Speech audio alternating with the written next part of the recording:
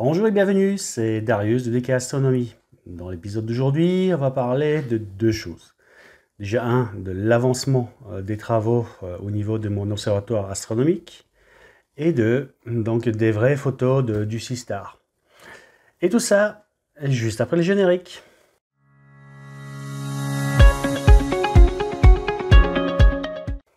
Bon, commençons par le début, l'observatoire astronomique. Bon, vous avez été nombreux à soutenir Christophe de la Chapelle, Astronico. Et quand je regarde l'état de ma cagnotte au bout de 10 jours ou 2 semaines et 1000 vues de ma vidéo, bon, ça ne change rien à mes projets, hein, l'observatoire verra le jour. Et si je suis le seul à le construire, je serai en toute logique tout seul à en profiter. L'équation, elle est simple. Quoi qu'il en soit, voilà, au cours des 2 semaines, les choses ont bien avancé. Alors la première chose à faire, c'était déjà de commencer par tirer un câble Ethernet sur toute la longueur de la terrasse, il y a 10 mètres, et d'amener l'électricité au fond de la terrasse pour alimenter l'observatoire. Et quand j'ai soulevé donc les différentes dalles les 20 dalles de 50 cm pour aller au fond de la terrasse, voilà ce que j'ai découvert en dessous. Donc l'idée c'est de tirer une belle goulotte bien cachée sous les dalles plutôt que de faire des goulottes qui longent le mur et ça ferait moche et voilà. Et donc évidemment vous comprenez que la première chose à faire quand j'ai vu ça c'était déjà d'assainir on va dire la couverture isolante, d'étanchéité de la terrasse, puisqu'en fait tous ces débris et toute cette eau stagnante, voilà, tôt ou tard, surtout les débris, vont finir par boucher les évacuations. Et comme avec l'observatoire, j'aurai beaucoup moins d'accès à ces zones-là, la première étape, c'était de commencer à faire place nette et propre. Puis, une fois que la première goulotte a été posée et les câbles tirés, du coup, il a fallu faire une deuxième perpendiculaire pour aller chercher l'électricité sur le mur où il y a la seule prise électrique. Donc ça a donné ça.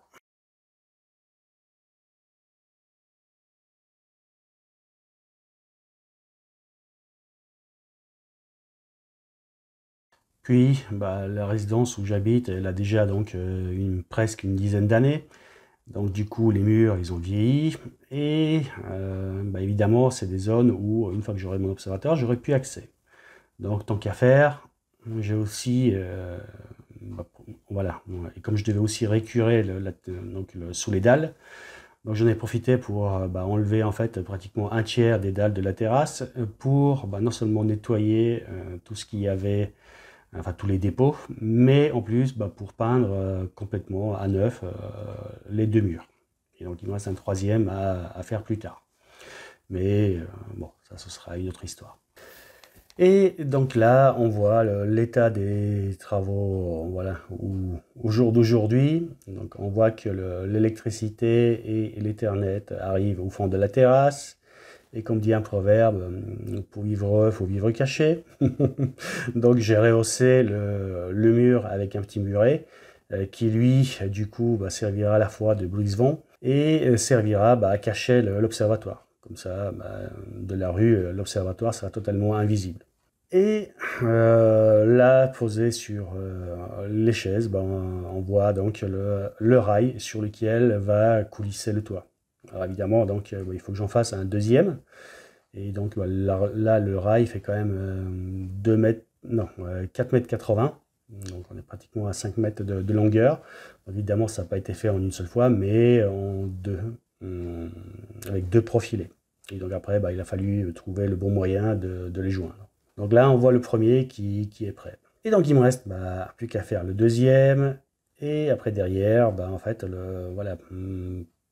faire le mécanisme des roulettes qui vont coulisser dedans, faire les supports pour le toit, calculer le bon angle pour que les instruments puissent entrer, tout en ayant donc pas trop de visibilité du toit depuis l'extérieur et en gardant un accès à l'étoile polaire. Donc voilà, il y a un peu de calcul à faire et de tests pour trouver le bon angle du toit, avant de poser donc du coup le deuxième rail et bah, du coup clore le chantier par la pose des deux murets.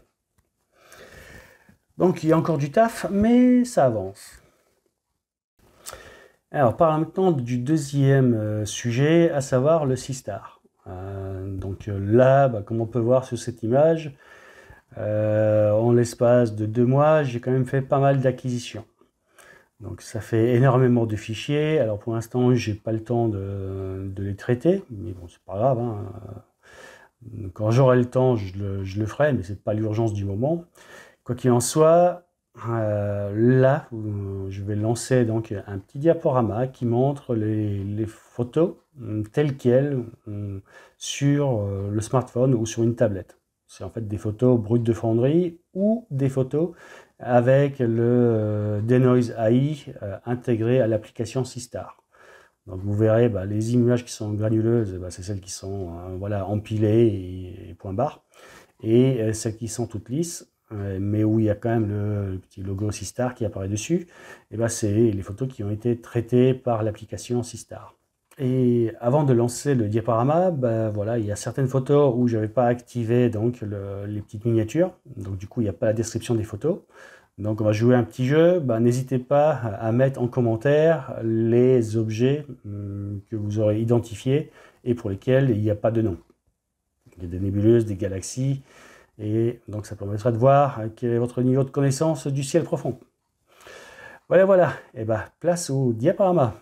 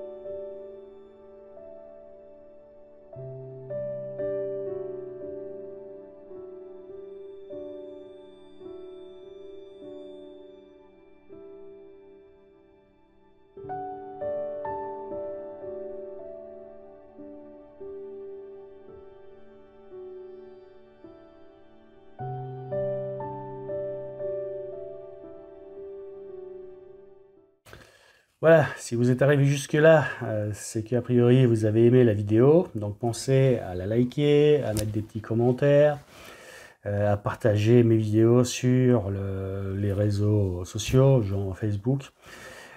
Ça soutient la chaîne.